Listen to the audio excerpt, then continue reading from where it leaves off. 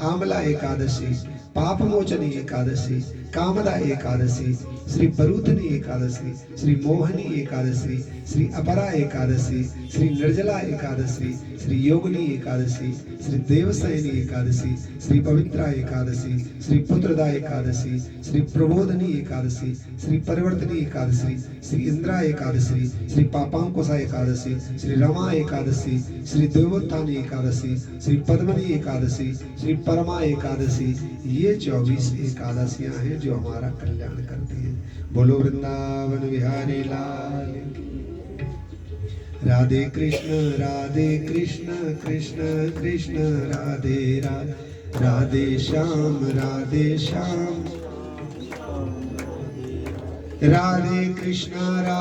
कृष्ण कृष्ण कृष्ण राधे राधे।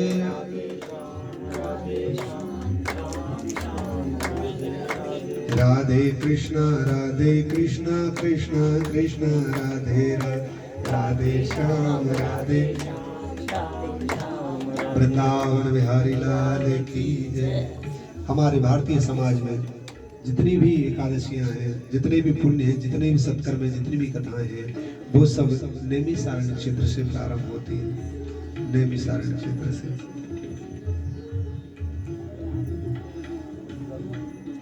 वहाँ जो कुर्सी है, वो जो कुर्सी जैसी है, उसे उठाकर इधर डाल देंगे तो माता जी वहाँ बैठ जाएंगे। सीतापुर जिला है उत्तर प्रदेश में, वहाँ नैमिषारण्य क्षेत्र है। और नैमिषारण्य क्षेत्र में श्री सूत जी महाराज सौनक आदि 88,000 ऋषियों को कथा सुनाते हैं।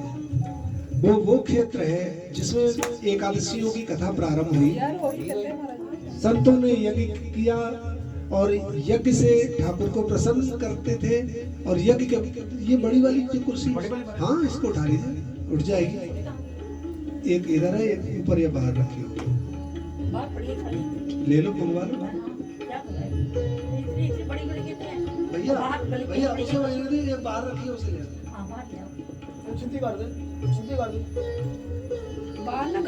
बोलिए श्री सूत जी महाराज की। अपना बोले बिना कहीं सुने, अपने काम करते रहो, कथा में। जय श्री राम। टाइम बहुत हो गया। राम जी ने जब रावण का वध किया था तो चाहे वो कैसा भी सही, भगत जी वहां नहीं, इधर रखिए, वहां हाँ पल्ली तरफ रखिए।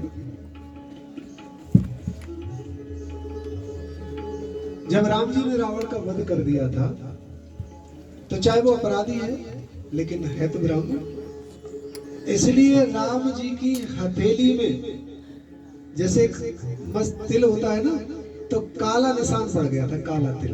अब राम जी पूरे सुंदर और हथेली में काला तिल, और उसमें भी बाल उगाए थे, काला निशान और काले में भी बाल।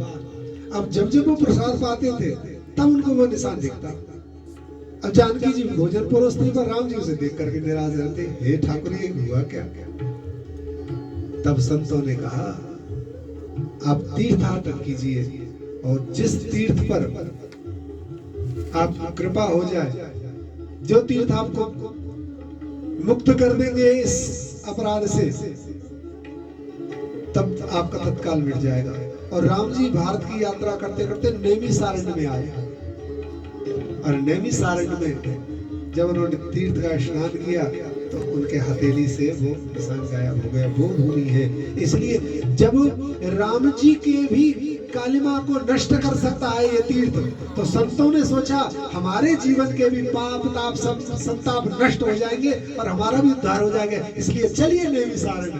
तब इसलिए 88,000 संत नैमिषारण्य में रुके थे और उन्होंने यज्ञ किया। तब श्री सूत जी महाराज ने कथा उनको सुनाई है, बहुत सारी 18 पुराणों की कथा सुनाई, 4 वेदों की बात सुनाई, 6 शास्त्रों की चर्चा सुनाई, उसी में अलग अलग छोटी छोटी कथाएं आती हैं। श्री सूत जी महाराज सौनक आदि 88,000 ऋषियों से कहा, हे मुनीश्वरों, एक वर्ष के 12 महीनों की कुल 24 एकादशियां होती हैं। इसके अलावा जिस वर्ष में लौन अधिक मास पड़ता है तब 2 एकादशी और बढ़ जाती है। इस प्रकार कुल 26 एकादशियां होती हैं। इनके नाम में कहता हूं, ध्यान पूर्वक सुनो।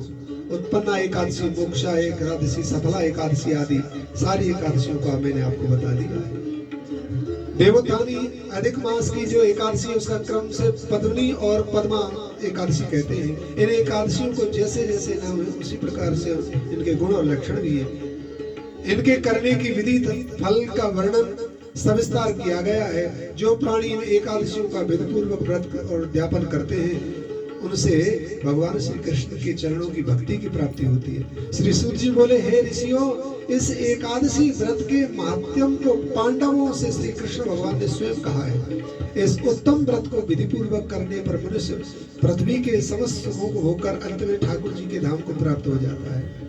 उसी श्रेष्ठ व्रत को जानने की इच्छा से भगवान श्री कृष्ण से एक बार अर्जुन ने पूछा, हे माधव, हे मधुसूदन, इस एकादशी के व्रत के करने का क्या महत्व है और इस व्रत के करने से कौन कौन से पुण्यों की प्राप्ति होती है, उसके करने से क्या फल प्राप्त होता है, कृपया करके आप मुझे सब कुछ समझा करके कहिए। अर्जुन के इस प्रकार पूछने पर भगवान श्री कृष्ण कहते हैं, इस व्रत को हेमंत के मार्गशीर्ष के माह में कृष्ण पक्ष की एकादशी से प्रारंभ करना चाहिए इस व्रत को, और 10वीं के दिन सूर्यास्त के पश्चात से भोजन नहीं करना चाहिए। उसी समय दांतन कुल्ला कर लेना चाहिए। इस प्रकार व्रत करने वाले मनुष्य को मुख शुद्ध करके दूसरे दिन अर्थात एकादशी वाले दिन प्रातः काल से नियम के अनुसार संकल्प करना चाहिए और दोपहर में जलाशय में जैसा कि शास्त्र में कहा गया है स्नान आदि करे। यदि शास्त्रानुसार जलाशय प्राप्त ना हो तो नदी, तालाब और बावड़ी आदि में स्नान करे। शास्त्रों में उत्तम, मध्यम और अधम 3 प्रकार के जलाशय कहे गए हैं। यदि सब उपलब्ध ना हो तो किसी अच्छे कूप में जो जल है, अच्छे कूप के जल से संविधान स्नान कर सकते हैं। बोलो वृंदावन बिहारी लाल की। व्रत करने वाले को व्रत धारण करने के दिन स्नान के बाद चोर, पापी, पाखंडी, मिथ्याभाषी, परस्त्री गमन करने वालों और दूसरों का धन हरण करने वालों और दुराचारी ब्राह्मण, साधु, वैश्य पुरुष, इन सब की निंदा, चोरी आदि करने वालों से दूर रहना चाहिए। स्नान करने के पश्चात धूप, दीप, नैवेद्य आदि की समस्त पूजन सामग्री जुटा करके ब्राह्मण के समक्ष होकर के पूजन करना चाहिए। इसमें 2 प्रकार है, भगवान नारायण का, अपने इष्ट का, और भगवान श्री कृष्ण का। क्योंकि वृंदावन भूमि है तो यहाँ पर जितने भी नारायण है वो कृष्ण है, जितने भी राम है वो कृष्ण है। यहाँ की जो उपासना है वो सब कृष्ण में है। मनुष्य को शंखोद्धार तीर्थ में स्नान, दर्शन आदि का जो फल होता है वो एकादशी के व्रत से मिल जाता है। सूर्य चंद्र ग्रहण में जो फल प्राप्त होता है वो एकादशी के व्रत से प्राप्त हो जाता है। एकादशी के व्रत का जो फल है उसे वेद शास्त्रों में बार बार कहा गया है, क्योंकि एकादशी का व्रत सीधे श्री कृष्ण की प्राप्ति कराता है। इसलिए इस व्रत की व्याख्या करना सबके बस की बात नहीं है। भूरी भूरी और है, अधिक और है, इसका फल और है, ऐसा सब संत कहते चले आ रहे हैं। हे अर्जुन, विद्या दान से 10 गुना फल एक भूखे को भोजन कराना होता है। इसलिए अन्न दान सर्वश्रेष्ठ दान है, जिस दान के करने से पितरों को तृप्ति होती है। एक बार भोजन करने का फल भी निर्जल व्रत करके आधे फल के बराबर होता है। उपरोक्त व्रतों में से कोई भी एक व्रत करने से यज्ञ, दान, जप, तप आदि प्राप्त हो जाता है, अन्यथा यह सब मिलते हैं। एकादशी का व्रत अवश्य ही करना चाहिए और व्रत करने पर मनुष्य को जो अन्य कर्मों के अनुसार विधान पूर्वक जिन योनियों में जन्म मिलना होता है, एकादशी का व्रत करने पर, जैसे तुमने जो कर्म किया है उस कर्म के अनुसार अगला जन्म जिस योनि में जाना होगा, और जिसने एकादशी व्रत किया है वो कर्म भी होगा, कर्म का फल भी होगा, लेकिन योनि में नहीं जाना पड़ेगा दूसरी। एकादशी व्रत का क्या फल है? उसे कर्म भी करना है, कर्म किए हुए का फल भी मिलेगा, लेकिन मनुष्य देह में कईयों को आपने देखा होगा, साधु संतों का या गृहस्थियों का, वैसे तो किसी का बुरा नहीं किया लेकिन फिर भी क्यों दुख पा रहे हैं। इसका मतलब ये है कर्म किए हुए का फल तो मिलना है। जो कुत्ता बन के मिलना था, जो बिल्ली बन के मिलना था, जो गाय बन के मिलना था, वो अब योनियां कट गई हैं, लेकिन भोग का फल प्राप्त होगा। इसलिए मनुष्य कभी कभी ना करते हुए भी इस देह में ही दुख पा करके जाता है। कईयों का हृदय दुखी, कईयों का तन दुखी, कईयों का मन दुखी, वो यही कारण है सर। हे दीनदयाल, आप अपनी शरण में आए हुए की रक्षा करते हैं। हे जगतपति, इस संसार के कारक करता आप ही हैं। हे सृष्टि करता, आप मुझ पर कृपा करें और भगवान श्री कृष्ण के चरणों की कैसे प्राप्ति होगी वह सब आप मुझे बताएं। भगवान श्री कृष्ण जब अर्जुन से कह रहे थे तो वहां पर श्री धर्मराज युधिष्ठिर भी आ गए। धर्मराज ने पूछा, प्रभु कौन सी विशेष चर्चा चल रही है? आपका अर्जुन बड़ी एकाग्रता से सुन रहा है। तब ठाकुर जी कह रहे हैं, आकर के तुम भी सुन लो, एकाग्रता की कथा है। प्रभु बताइए तो सही। तब भगवान श्री कृष्ण कहते हैं, हे धर्मराज, आपके भाई पार्थ अर्जुन ने बहुत सुंदर प्रश्न किया है। भगवान, कौन सा ऐसा व्रत है, क्योंकि हम मानव धर्मी हैं, ये क्रियाओं में विश्वास रखते हैं। मनुष्य क्रिया में विश्वास करता है, क्योंकि ठाकुर जी ने आदेश किया है कि कर्म करो, तो मनुष्य क्रिया में विश्वास रखता है। तो हे ठाकुर, कृपा करके यह बताएं कि हमें कौन से कर्म के करने से आपकी प्राप्ति होगी, पुण्यों की नहीं, स्वर्ग आदि की नहीं, आपकी प्राप्ति। तब भगवान श्री कृष्ण कहते हैं, एकादशी के व्रत करने वाले को सीधी सीधी मेरी प्राप्ति होती है। तब ये धर्मराज युधिष्ठिर कहते हैं, हे प्रभु, आपने बड़ी कृपा करी, मुझे भी बताइए। यहाँ पर एक छोटी सी किताब रखी है, दे दीजिए जरा। श्री कृष्ण गोविंद हरे मुरारी, हे नाथ नारायण वासुदेवा। श्री कृष्ण गोविंद हे मुरारी, हे नाथ नारायण वासुदेवा। श्री कृष्ण गोविंद हरे मुरारे, हे नाथ नारायण वासुदेवा। बोले वृंदावन बिहारी लाल की जय। मोक्षदाय एकादशी, पहली एकादशी का नाम है मोक्षदाय एकादशी।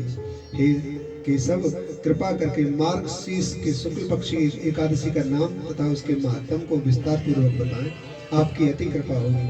भगवान श्री कृष्ण बोले, हे युधिष्ठिर, आपने बहुत सुंदर प्रश्न किया है। सब पापों से छुड़ाने वाली, सारे अधर्मों की वृत्तियों को नष्ट करने वाली एक और बड़ी खास बात, बड़ी बात, पाप तो नष्ट होते ही हैं।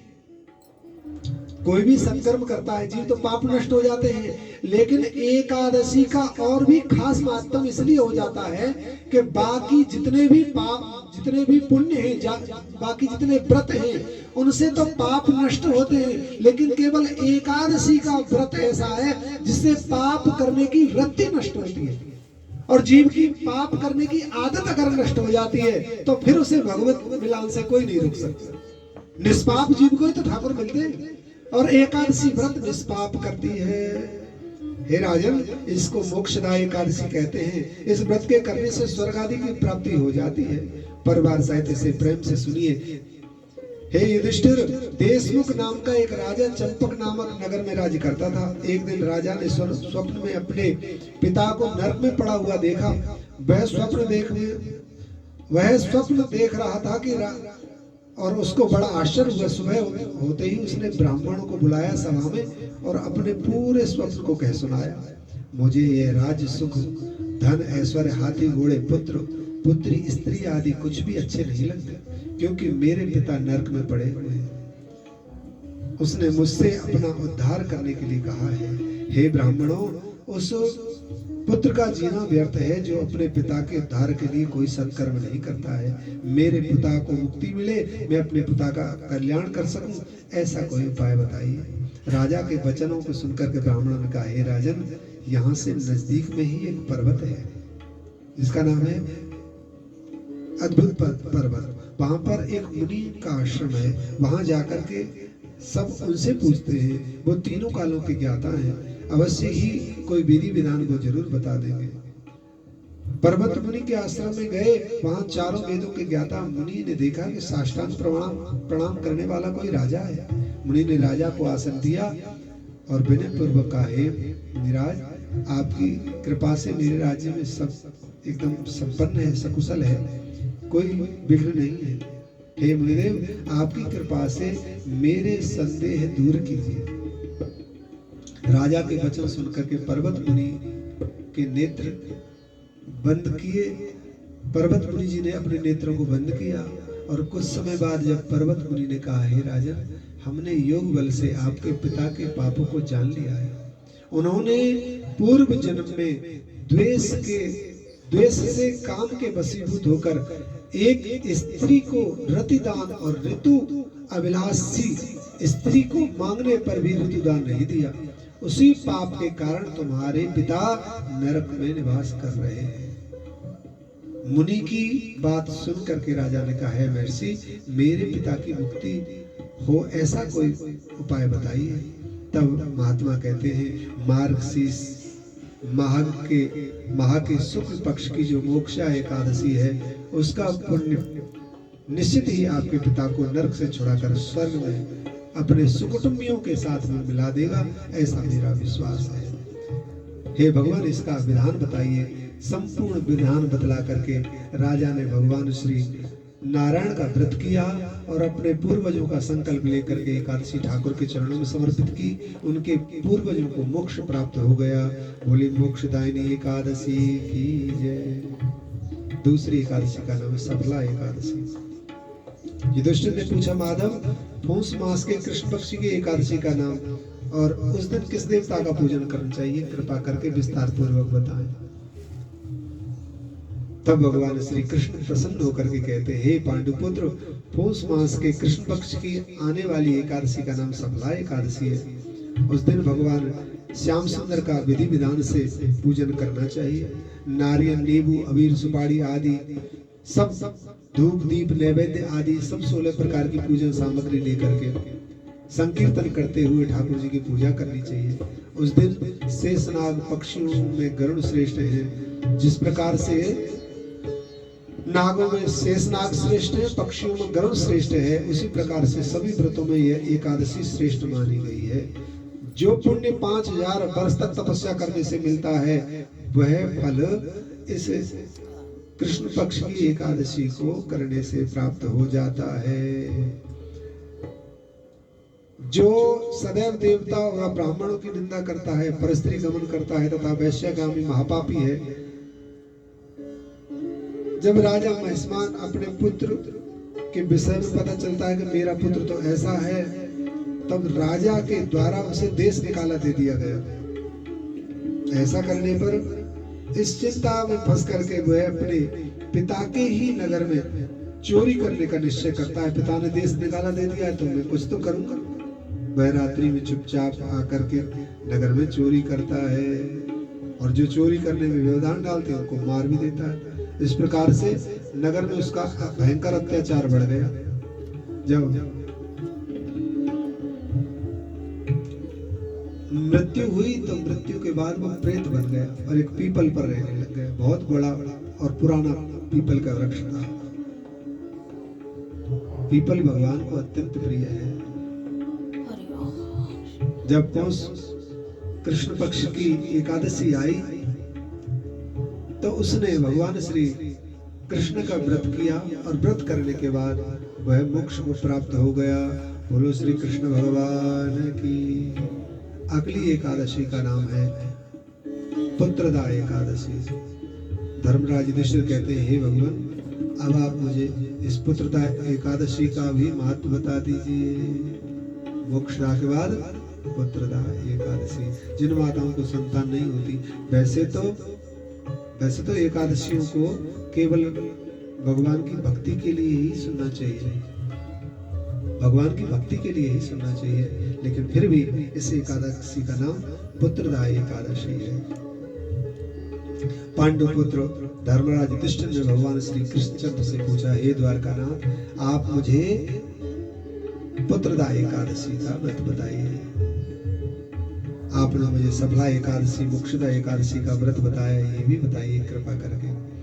तब भगवान श्री कृष्ण कहते हैं, हे राजन, इस पुत्रदा एकादशी का व्रत करने वाला मनुष्य अगर जीवन में उसने कभी तप ना किया हो और इस एकादशी को व्रत करता है तो वह तपस्वी हो जाता है, संसार के सब विषयों से छूट जाता है। जिनकी संतान नहीं है वो इस व्रत को संविधान करें और पूरा व्रत करने के बाद फिर ब्राह्मणों को यथा योग बहुत सारे दान कहे गए हैं, क्योंकि हम इसलिए दानों की बार बार व्याख्या नहीं करना चाहते, क्योंकि ब्राह्मणों को जितना दान सूझता नहीं है, सेठ उससे ज्यादा दान करते हैं। दानों की लिस्ट तो आपके पास ज्यादा होती है, हमारे पास कहाँ। हमारा तो जिससे काम चल जाए हमारे लिए तो वही दान सर्वश्रेष्ठ है। तो दान पुण्य करते हुए समस्त सुखों को भोगते हुए अंत में गोलोक धाम की प्राप्ति होती है। तो अगली जो एकादशी है वो है सड़तला एकादशी। इस सड़तला एकादशी का व्रत भली प्रकार से, इस दिन तिल का महत्व है।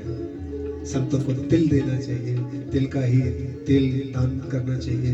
शरीर पर भी तिल का तेल लगाने से, व्रत करने से बड़ा लाभ होता है। भगवान श्री कृष्ण ने कहा 108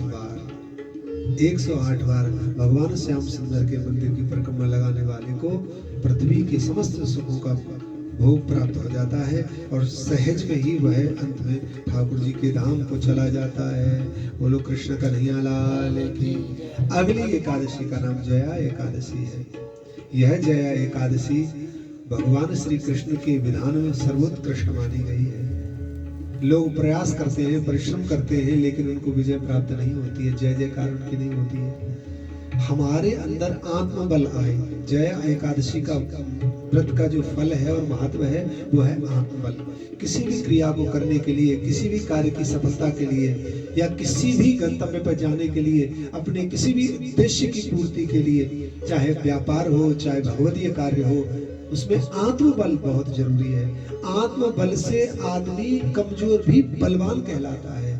तो जया एकादशी का व्रत बताते हुए भगवान श्री कृष्ण कहते हैं, खाद्य योग्य पदार्थ वस्तुएं लेकर के, खाद्य योग्य पदार्थ जो एकादशी में लेनी चाहिए, उन वस्तुओं को लेकर के खुद भी पाए, ब्राह्मणों को भी पवाए। देखो इस बात को याद रखें, विरोध की बात नहीं है, ब्राह्मणों को साथ लिए बिना बात बनने वाली नहीं है। विप्र प्रसादात, भगवान श्री कृष्ण कहते हैं, विप्र प्रसादात धरणी धरोहम, विप्र प्रसादात कमलावरोहम, विप्र प्रसादात अजताजतोहम, विप्र प्रसादात मम नाम रामा। इन ब्राह्मणों की कृपा से ही इस पृथ्वी को धारण मैंने कर रखा है। ब्राह्मणों की ही कृपा से। मैं तो एक ही था, हजारों नामों में मैं कैसे हुआ? हजारों नाम आए कहां से? इन ब्राह्मणों ने तो रखे हैं। आज तुम्हारे बच्चों के जो नाम रखते हैं, कौन रखता है? हरि के 1000 नाम, लाख नाम, राम के, कृष्ण के करोड़ नाम, अरब नाम, ओम के कौन रखता है? ब्राह्मणी तो रखते हैं। तो विप्र प्रसादात धरणी धरोहम, विप्र प्रसादात कमलावरोहम। देखो रुक्मिणी से कहा, रुक्मिणी आज तुम मेरी पत्नी हो, इसके कारण, इसके मूल में कौन है कारण? केवल एक ब्राह्मण। वो चिट्ठी लेकर नहीं आते तो शिशुपाल के साथ फेरा हो जाते। आज ब्राह्मण नहीं होते तो लक्ष्मी से कहा तुमको ये राक्षस अपने लिए वरण कर लेते। लक्ष्मी ही तो निकली है समुद्र मंथन में से। इसलिए ब्राह्मणों की कृपा से, तो ब्राह्मणों का पुण्य सबसे बड़ा पुण्य होता है।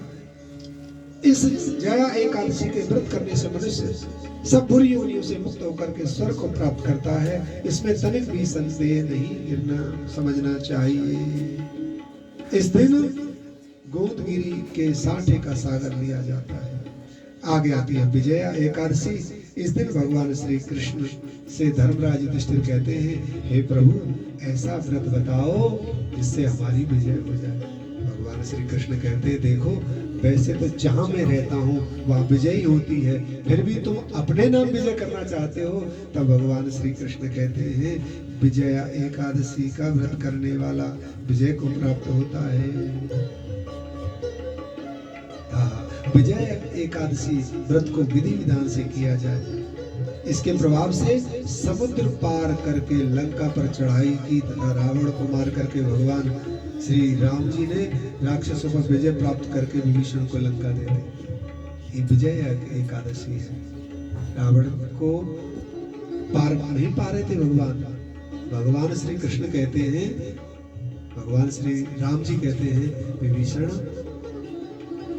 जामवंत से पूछते हैं, जामवंत जी कहो सरकार, वैसे तो मैं राक्षसों को चुन चुन के मार रहा हूं, पर कुछ राक्षस ऐसे हैं मेरा बाण उनमें नहीं लगता है लेकिन उनका बाण मुझ में लग जाता है। राम जी कह रहे हैं कि मेरा बाण उनमें नहीं लगता है। देखो तो सही, राम का बाण अचूक बाण जो पृथ्वी को भी भेद सकता है, वो बाण उनमें नहीं लगता है। और कहते हैं उधर से वो डला भी फेंकते हैं, मीट का कंकड़ भी फेंकते हैं, मिट्टी का डला भी फेंकते हैं, वो भी मुझे लग जाता है। जामवंत जी हंस गए, बोले सरकार आपको नहीं पता, मुझे तो नहीं पता। अरे याद करो अपने सृष्टि के समय पे संकल्प को, क्या संकल्प लिया?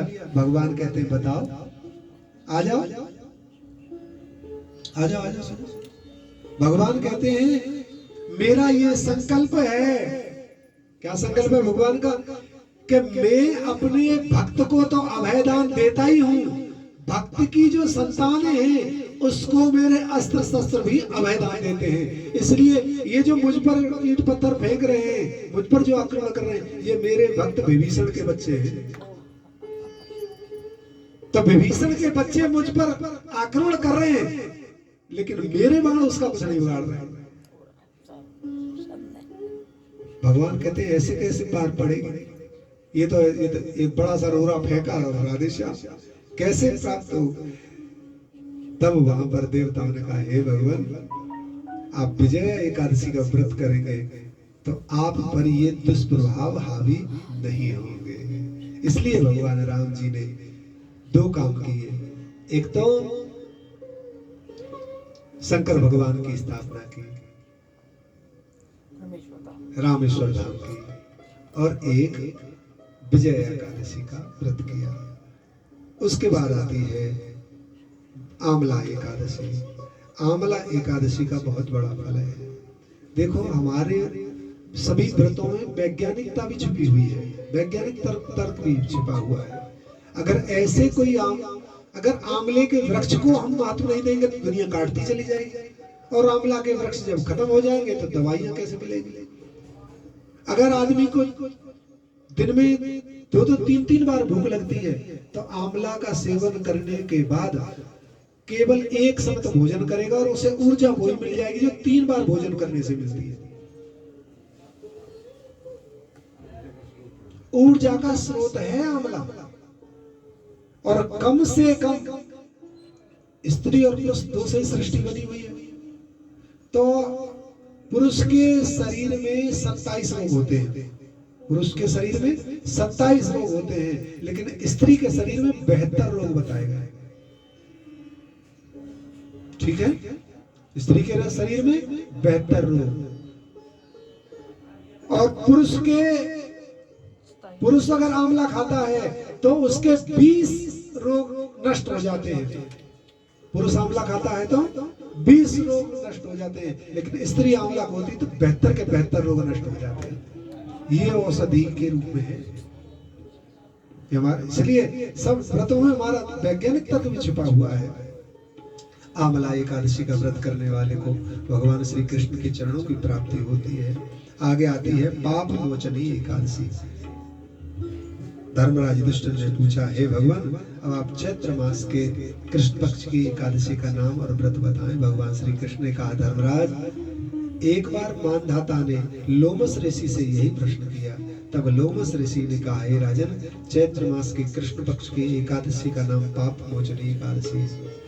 इस व्रत का करने वाला सभी पापों से मुक्त हो जाता है। देखो भाई, केवल पाप करने को ही पाप नहीं कहते, केवल पाप करने को ही पाप नहीं कहते, सामर्थ्यवान होने के बाद कुछ नहीं करने वाले को भी पाप कहते हैं। आइए, वृंदावन बिहारी लाल की। ये हमारे बहुत ही आदरणीय और सम्मानीय हमारे श्री और वृंदावन के बहुत बड़े बिजनेसमैन हैं और खूब अच्छे भक्त हैं, श्री भरत यादव, और हमारी अपनी कॉलोनी के मुखिया हैं। और आपका संतों से बड़ा स्नेह है, खूब आपका खूब स्वागत और सम्मान है। श्री जी कृपा करें, और आपकी विजय में संशय नहीं है, हम सब लगे हुए पुरजोर। ठीक है, खूब कृपा, खूब आशीर्वाद, श्री राधे। ये भरत भैया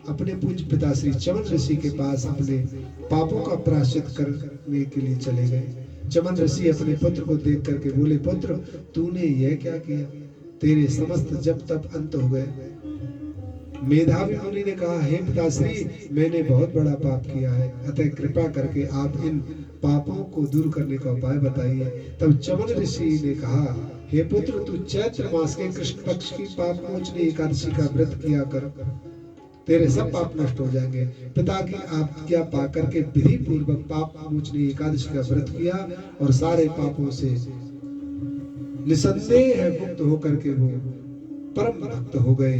और इस प्रभाव से राजन, भगवान श्री कृष्ण कहते हैं, इस प्रभाव से जैसे अगर हम पुण्य करते हैं तो हमसे जुड़े हुए सबका कल्याण हो जाता है, उसी प्रकार से राजन श्री महात्मा जी के भजन और तपस्या और एकादशी व्रत करने से उनके संग और संसर्ग में जो पाप, जो राक्षसी बनी हुई थी, पिशाचनी बनी हुई थी, वह देवी भी स्वर्ग को प्राप्त हो गई।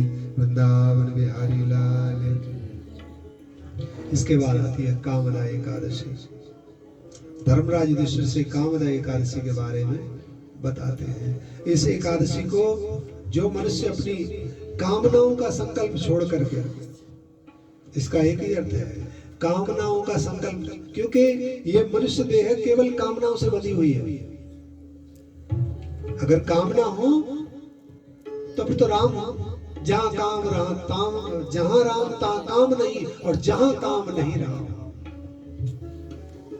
तुलसीदास जी कहते हैं, एक जगह नहीं ठहर सकती रात और दिन, रवि रजनी नहीं ठहर।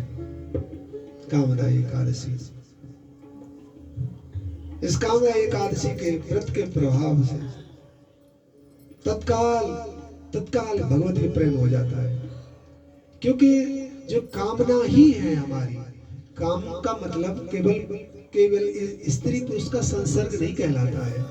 काम का मतलब होता है, जैसे तुम्हारे पास एक लड्डू है पत्तल पर और तुमने उससे 10 रखवा लिया। किसी भी विषय की अतिशयोक्ति करके भोगना भी काम कहलाता है। काम क्या करता है? काम का क्या काम है? काम का काम है हमें नष्ट करना। तो एक लड्डू कमाने के लिए आपने एक बार हाथ उठाया, 10 कमाने के लिए 10 बार उठाओगे। तो आपके काम तो एक बार ही हाथ उठाना आया, 10 बार आपने उठाया तो 9 बार में तो आपने अपना समय खराब किया ना। काम तो एक, तो इस प्रकार से अनर्थ में, इसे कहते हैं अनर्थ, इसे कहते हैं जीव का अनर्थ। तो आपने अपना कीमती जीवन, कीमती समय अनर्थ में नष्ट किया। इसको भी काम ही कहते हैं और इसको भी नष्ट होना ही कहते हैं। जो इस एकादशी का व्रत करता है उसको अंत में समस्त सुखों को भोगते हुए स्वर्ग की प्राप्ति होती है। तो पूर्वज हमारे विमान में बैठ करके ठाकुर के धाम चले जाते हैं। बोलो बरूदनी एकादशी की जय। इसके बाद श्री वैशाख मास के कृष्ण पक्ष की एकादशी आती है, उसका नाम है बरूदनी एकादशी। बरूदनी एकादशी, जैसे बरूदनी एकादशी का महत्व क्या है? बरूदनी एकादशी का महत्व है, जैसे वस्तुएं देते हैं, शहद का महत्व है, शहद देना है, लेकिन शहद दोगे किसमें? आपने फल दिया है, फल दोगे किसमें? आपको दूध दान करना है, रसदान करना है, इसमें रसदानों की महत्वता है, लेकिन दोगे किसमें? तो बरूदनी एकादशी का व्रत जब पूर्ण माना जाता है जिसमें पात्र दिए जाए, क्योंकि भगवान श्री कृष्ण कहते हैं मेरा प्रेम वही रोक सकता है जो पात्र होगा। तो जीवन में सब कुछ देना चाहिए, लेकिन पात्र भी देने चाहिए। जो पात्र दान करते हैं, कहते हैं इस एकादशी में पात्र दान करने वाले को पात्रता प्राप्त होती है। पात्र, कुपात्र और सुपात्र, तीनों में पात्र है। ध्यान से सुने, पात्र, सुपात्र और कुपात्र, तीनों में पात्र लगा हुआ है, इसलिए पात्रता प्राप्त करना जरूरी है। इसके बाद भगवान श्री कृष्ण कहते हैं इस एकादशी को, बरूदनी एकादशी को जो करता है वो विमान में बैठ करके चला जाता है, और रास्ते में जब उसका विमान जाता है तो रास्ते में उन पात्रों में जो जो रस आपने दिया हुआ है देवता ले लेकर के खड़े रहते हैं। सोने के पात्र दिए तो सोने के, चांदी के दिए तो चांदी के, मिट्टी के दिए तो मिट्टी के, और केवल छुमंतर के दिए तो छुमंतर वाले मिलते हैं, इसलिए वो वहां रास्ते में खड़े रहते हैं। आगे की एकादशी है मोहिनी एकादशी, वैशाख मास के शुक्ल पक्ष की एकादशी। अब ये कौन सी एकादशी है? मोहिनी एकादशी। मोहिनी एकादशी का जब एकादशी प्रारंभ कर रहे थे तब भी हमने बताया, फिर बताते हैं। मोहिनी एकादशी का मतलब है राधा रानी की उपासना, सीधे सीधे।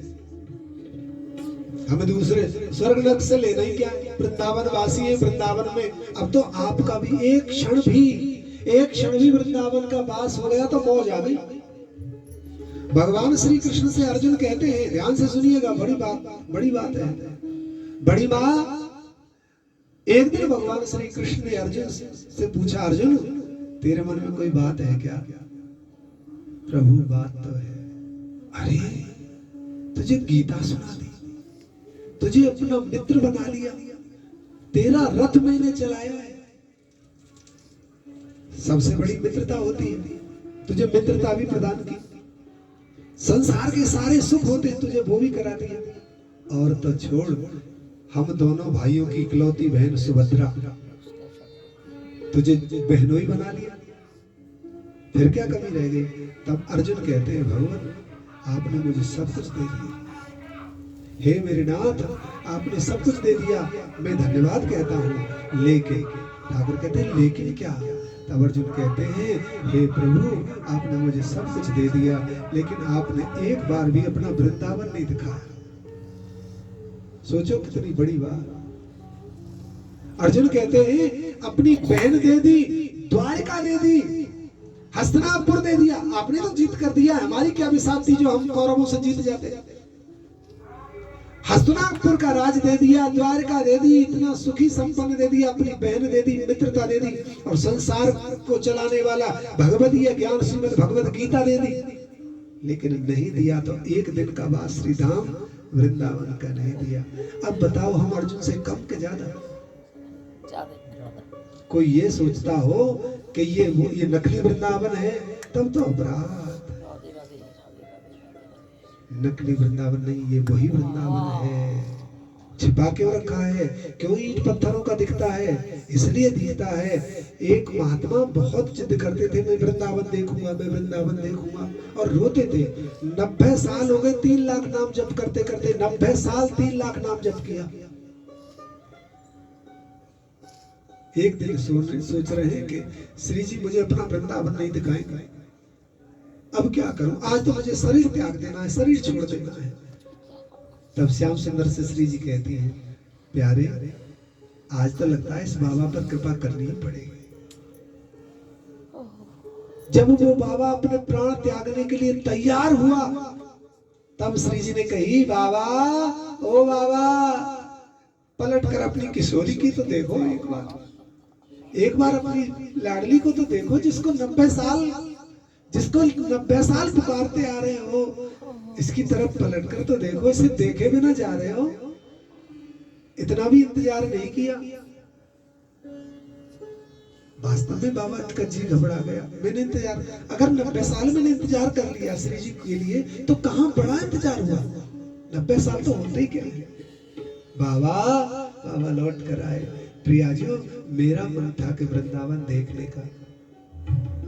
ठीक है बाबा, वृंदावन दिखाती, वृंदावन दिखाती। जब श्री जी ने वृंदावन दिखाया, तब बाबा से पूछा, बाबा लघु शंका जाते हो? हाँ प्रियाजी। स्नान करते हो? हाँ प्रियाजी। दातुन करके कुल्ला करते हो? हाँ प्रियाजी। शौच होते हो? जी प्रियाजी। खाना खा के पत्तल फेंकते हो? जी प्रियाजी। क्या वृंदावन जैसी भूमि पर ये सब कर पाओगे? ये करना ठीक है? नहीं प्रियाजी। तो फिर कैसे रह पाओगे वृंदावन में? क्या वृंदावन में मलमूत्र त्याग की आज्ञा है? वृंदावन कृष्ण का है, सोने की भूमि है वृंदावन। क्या मलमूत्र कोई त्याग कर पाएगा? सोने का एक तार तो छोड़ो, 10 की नोट पर कोई मलमूत्र नहीं कर सकता, सोने की भूमि पर कैसे कोई करेगा? तब श्री जी कहती है, बाबा तुम जैसे रसिक इस वृंदावन में बने रहे, इसलिए सिर्फ मैंने पर्दा डाल रखा है, ये वृंदावन तो वो ही है। जय हो प्यारे, जय श्री राम। अगर प्रकट में मैं तुम्हें आज उस पर्दा को हटाकर उस वृंदावन को दिखा दूं, तो कौन इस पर थूकेगा, कौन मलमूत्र करेगा? क्या इस हाड़ मास के शरीर को मलमूत्र से रोका जा सकता है? भूख को रोका जा सकता है, मलमूत्र को नहीं रोका जा सकता है। हम देखते हैं कई माताओं को परिक्रमा में 2-3 बार मलमूत्र त्यागती है, सोच से बहुत सारी लघुशंका आती। इसलिए वृंदावन ये वही है, मोहिनी एकादशी। मोहिनी का मतलब श्री जी की उपासना है केवल। मोहिनी का हमने कई अर्थ बताए। देखो भैया, मोहिनी का मतलब गौ माता भी होता है, मोहिनी का मतलब भगवान श्री कृष्ण की अतिशय प्यारी सखियां भी होता है, मोहिनी का मतलब भगवान की अर्धांगिनी होता है, मोहिनी का मतलब स्वयं भगवान भी होता है, मोहिनी का मतलब गौ माता होता है, और मोहिनी का मतलब ब्रजभूमि होता है, और मोहिनी का मतलब स्वयं एकादशी होता है। बहुत सारे अर्थ हैं,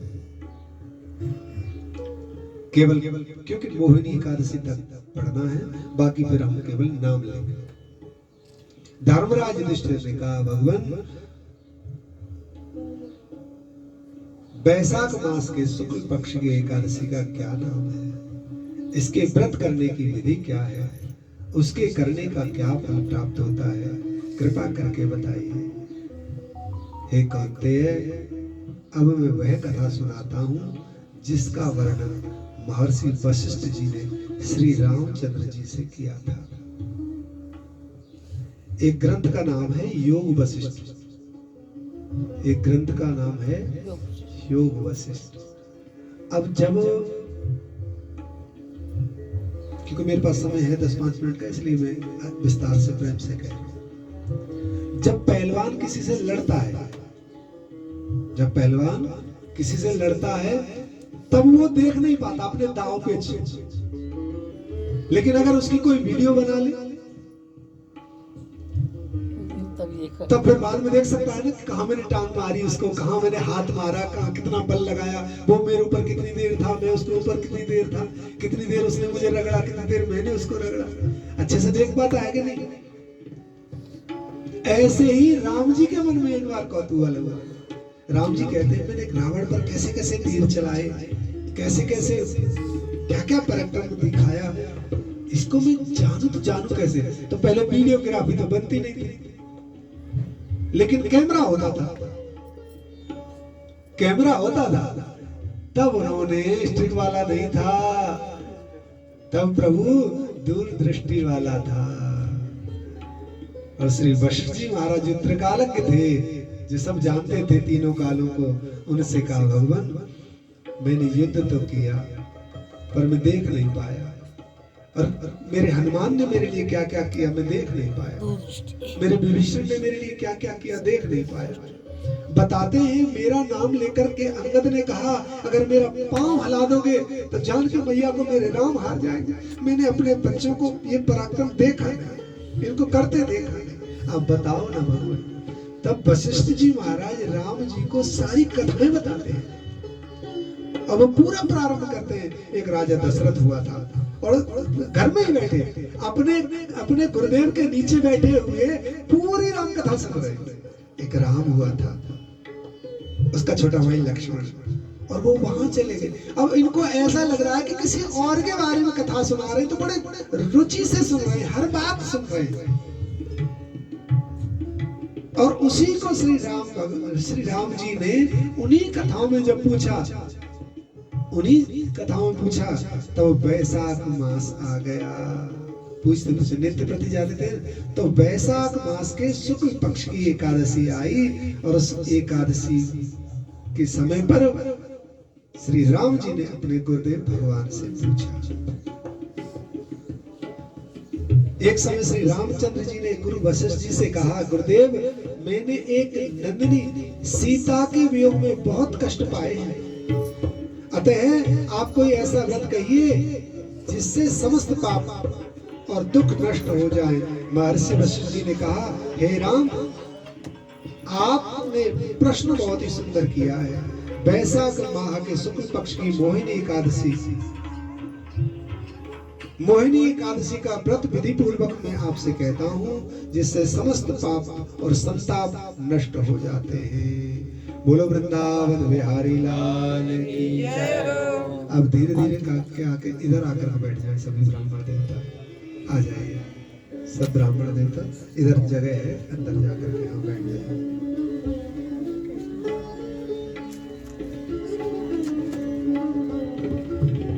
वैशाख माह के शुक्ल पक्ष की एकादशी का नाम है मोहिनी एकादशी।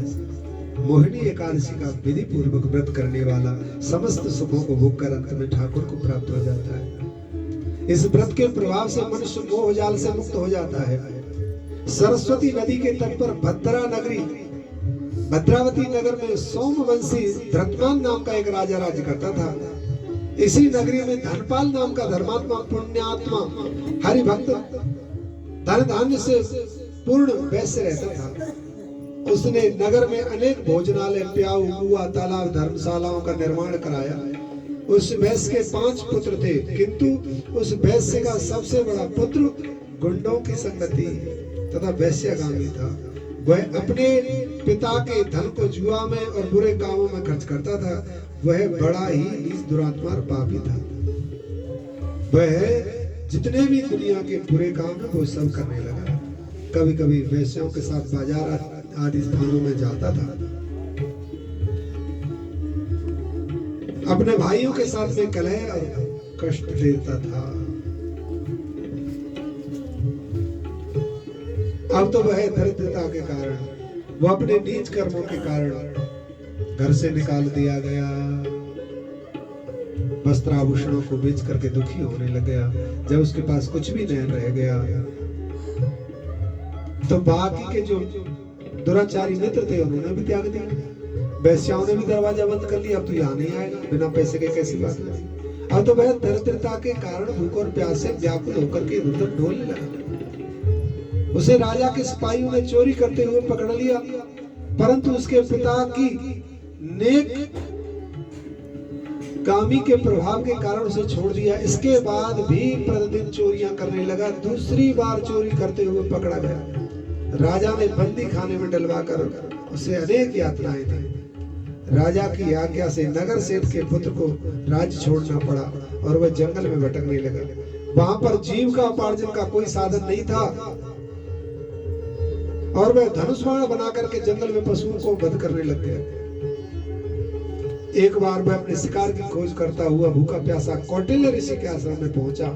उस समय ऋषि गंगा स्नान करके लौट रहे थे, अपना वस्त्र सुखाने को फटकार रहे थे।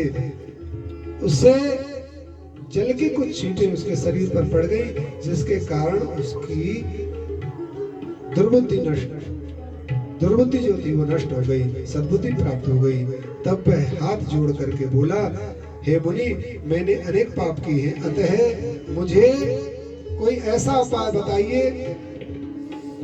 जो बिना धन के हो सके और मैं पापों से मुक्त हो सकूं। एक बात समझिए, हमारे सत्कर्मों के द्वारा पूर्वजों के उद्धार का एक क्रम है। वो क्रम कैसे उद्धार होता है पूर्वजों का, ये समझ लीजिए। आप जो भी अन्नदान करते हैं, ऐसे समझ लीजिए, आपने अन्नदान किया तो आपके देवता चले 10 किलोमीटर। आपने मिष्ठान दान की तो आपके देवता चले 10 किलोमीटर। आपने धन दान किया तो देवता चले फिर 10 किलोमीटर।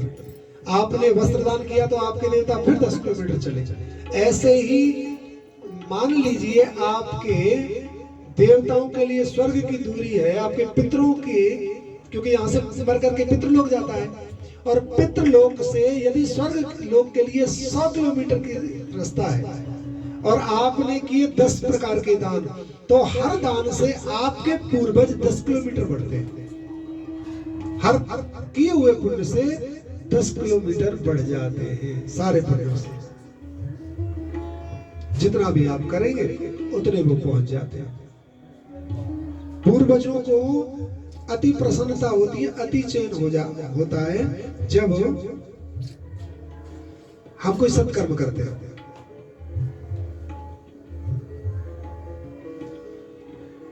अच्छा, अब इसे समझा जाए। चलते चलते जब पूर्वजों का पूरा कोटा पूरा हो जाता है, पूर्वजों का जब पूरा, जैसे आपने पूरे 10 दान कर दिए, अब पूर्वज किसी नदी के किनारे पहुंचते हैं। कहीं से तो फ्लाइट को टेक ओवर करना पड़ेगा। यहां से हम दिल्ली जाते हैं, दिल्ली से तो अमेरिका जाएंगे। तो पूर्वज जब आपने सत्कर्म किए वो पूर्वजों के खाते में गए। पूर्वज फिर नदी के किनारे आते हैं और फिर वहां नदी पर जो संत स्नान करते हैं और स्नान करके जब अपने वस्त्रों को निचोड़ते हुए आते हैं, संत जिस वस्त्र को धारण करते हैं और वस्त्र जब फटकारते हुए निचोड़ते हुए जब आते हैं तो उसको ही हमारे पितृ और पूर्वज ग्रहण करते हैं और उन संतों के वस्त्र के छींटा और जल की उन बूंदों से ही हमारे देवताओं को सीधा पासपोर्ट मिलता है स्वर्गधाम के लिए। कितना बड़ा महत्व है। इसलिए एक बार तीर्थ पर जरूर जाना चाहिए। अगर नहाने की सामर्थ्य ना हो तो जहां से नहा करके संत निकलते हैं उस जगह जरूर बैठना चाहिए।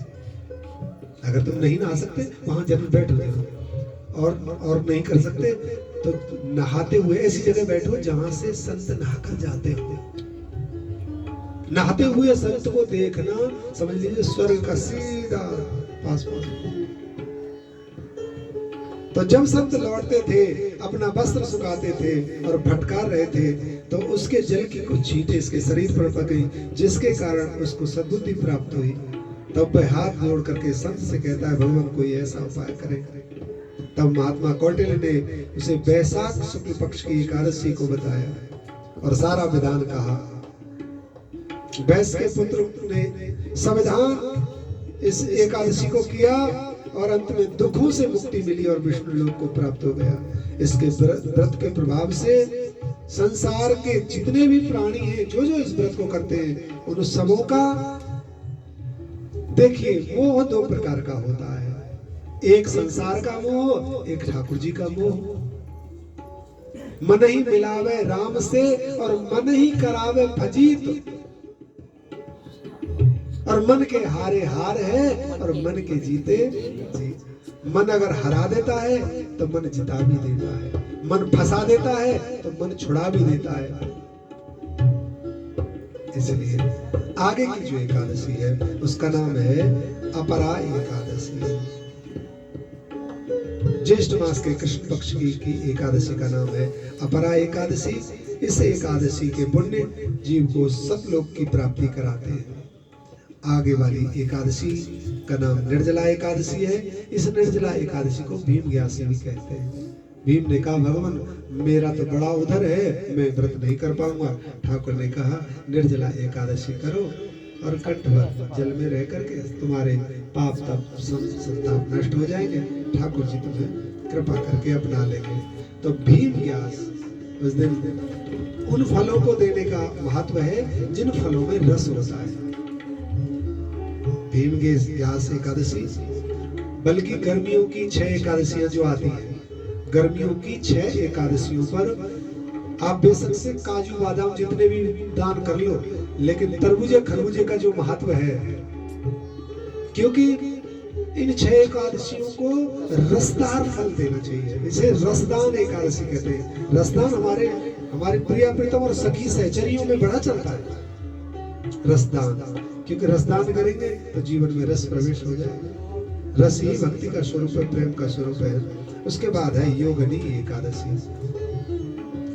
अच्छा करते करते जिनके जीवन में कुछ बुरा हो जाता है, इसका मतलब है उनके योग बिगड़ गए हैं। हम अच्छा करते जा रहे हैं लेकिन फिर भी अच्छा नहीं हो पा रहा। कई बार मैं पोशाक सिलता हूँ, गोटा आधा गोटा तो लग गया है पूरी तरफ, लेकिन जो चौथा गोटा लगाना है वो उल्टी तरफ लग गया है। अब जितनी मेहनत उन तीनों को लगाने में नहीं हुई, उतनी उस चौथे को उधेड़ करके फिर लगाने में होती है। तो हम चाहते तो हैं कि सीधा हो लेकिन हो जाता है उल्टा। इसका मतलब कहीं ना कहीं हमारे करने की क्रिया में चूक हो गई है। योग बिगड़ने का मतलब है कहीं ना कहीं करने की क्रिया में चूक हो जाना। योगिनी एकादशी इस व्रत को करने के बाद हमें कुबेर के भंडार में से कुछ हिस्सा प्राप्त हो जाता है। योगिनी एकादशी जो करते हैं, कुबेर के पास डिजर्व है, जैसे विभाग है ना, इतना तुम्हें संतों को देना है। संतों के पास संपत्ति कहां से आ रही? कुबेर ही दे रहे। इतना तुम्हें संतों को देना है, इतना भक्तों को देना है, इतना तुम्हें बनियाओं को देना है, इतना तुम्हें ठाकुरों को देना, इतना भिखारियों को देना है। ऐसा नहीं कि भिखारियों के बट में विभाग नहीं है। अभी एक मैया मांग के बिहारी पर पधारी और भीख मांगती थी, और जब उसने दान किया गौशाला में 40 लाख रुपए दान किया है महाराज। अभी है पधार गई। कब? दान देने के अगले साल ही पधार गई। अरे भैया पधार गए, हम रोज देखते थे उसे। मैं भी देखती थी महाराज। थोड़ा नहीं है माता जी, हो गई पूरी हो गई। अच्छा हाँ मैंने तो उसकी फोटो देखी थी। मैं भी देखा, मैं तो रोज देखता था। कुछ दिन तो वो मुझ पे नाराज रही, मेरी चप्पल खड़ा में उधर उतरने नहीं देती थी क्योंकि हम देते थे। लेकिन फिर उसके बाद जब समझ में आ गया कि ये, क्योंकि हर जीव समझ लेता है ना धीरे धीरे कि ये तो वृंदावन के रस के, इनसे बचकर कहाँ जाऊंगी, इनकी तो सेवा करने में सेवा है। तो फिर वो प्रेम से करने लग गई। दूर से कहते बाबा वहां नहीं, यहाँ उतारो, फिर वो अपने पास उतरवाते। तो वृंदावन के प्रेमी बहुत है। उसके बाद आती है देवसैनी एकादशी। इस दिन देवता ठाकुर जी को प्रणाम करके कहते हैं, प्रभु सृष्टि काल में बहुत व्यस्त रहते हैं, अब थोड़ी देर आप विश्राम कीजिए। शयन एकादशी, अपने देवसैनी एकादशी हमें ये सिखाती है कि कर्म करते करते करते करते मन बूढ़ा हो रहा है, इंद्रियां बूढ़ी हो रही है, शरीर बूढ़ा हो रहा है, तो कभी इसको भी विश्राम देना है। विश्राम देने से फिर पुनः स्फूर्ति आती है। तो देवसैनी एकादशी का बहुत बड़ा फल और महत्व है। देवसैनी एकादशी के बाद होती है कामिका एकादशी, जिनके मन में कामनाएं बस जाती हैं अपवित्र भावों की। इन कामना एकादशी को पवित्र एकादशी भी कहते हैं। कामना एकादशी करने वाला पवित्र मन भाव से स्वर्ग की प्राप्ति कर लेता है। और जिन्हें स्वर्ग की आकांक्षा, जो स्वर्ग के फॉर्म भरे जाते हैं, स्वर्ग वाला कैंसिल कर देता है, फिर वहां पर कृष्ण फल प्रदा। इसके बाद आती है पुत्रदा एकादशी। पुत्रदा एकादशी किसने की है? सबसे पहले बड़ी माँ पुत्रदा एकादशी सबसे पहले की है रुक्मिणी मैया ने। रुक्मिणी मैया ने, क्योंकि कई साल शादी के हो गई, इतना बड़ा राजपाट है द्वारकाधीश के, लेकिन उनके संतान कोई नहीं है, इसलिए बड़ा चक्कर है। तो सबसे पहले श्याम द्वारका में, एकादशियों में बहुत सारी कथाएं, लेकिन केवल जो एकादशी में लिख रही है उतनी कथा नहीं है। पद्म पुराण में, ब्रह्म वैवर्त पुराण में भगवान श्री कृष्ण की धर्मपत्नी ने, तो उसके ही एकादशी के व्रत के प्रभाव से ही प्रद्युम्न का जन्म हुआ। पुत्रदा एकादशी, भगवान श्री कृष्ण को खुद पुत्र हुआ। अच्छा, इसमें कारण क्या है? श्याम सुंदर रुक्मिणी से ये तो कह नहीं सकते, ये तो नहीं कह सकते कि राधा रानी की आराधना करो, लेकिन किसी माध्यम से अब उनको संतान चाहिए। श्याम सुंदर कहते हैं मेरे पास तो आराधना करने के लिए एक ही देवता है, किशोरी लाडली जी। तो श्याम सुंदर ने प्रियाजू से आग्रह करके, तो ये पुत्रदा एकादशी कौन है? ये श्याम सुंदर के हृदय से तो प्रकट हुई है। एकादशियां, सब एकादशी भगवान के हृदय से ही प्रकट हुई है।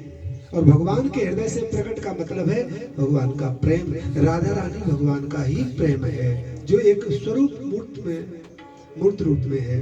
तो पुत्रदा एकादशी व्रत करने वालों के वंश में हमेशा वंश वृद्धि होती रहती है, वंश नष्ट नहीं होते। जो पुत्रदा एकादशी, अब भगवान श्री कृष्ण का वंश कभी नष्ट हो सकता है?